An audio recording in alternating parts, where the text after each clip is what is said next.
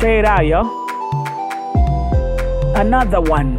Alabana sana boy teti wafikepo ndeta music yapa boy na alipanga kapo kozi ubukali suni boy ndeti shapo then ndowe lele mukanwanga ma apple different mix flavor ya mapai nepo alanga nachiwa maumu nowe mwebelepo. So let me take you through how I have arranged this beat. So as you can see, it starts with the intro. So the intro is 3 bars, then there is a hook which is 3 bars as well, and then it goes to chorus.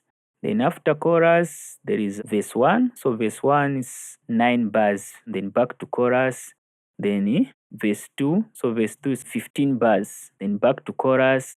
Then there is free space which is 6 bars. Then there is an outro. So this beat is about 2 minutes 40 seconds. That's how long this beat is. So when you get the MP3, you are going to find 2 files in one folder. There is one which is mastered and there is one which is not yet mastered. So the reason why I've put 2 is because the other one which is mastered, I want you to hear it so that you can have some vibe on how you can come up with a song and sing on this beat. The other one is not mastered, which you can use if you want to record, or even the one which is mastered, you can still use it for recording. Just turn the volume down so that it gives you the headroom for you to record. So even when you get the wave file, also there are 2 files there, one which is mastered and the other one which is not mastered. So the wave file is all the same, like I've explained with the MP3. But when you get the FLP file, it's up to you the way you want to rearrange the beat according to the way you want it to be, because that's data for the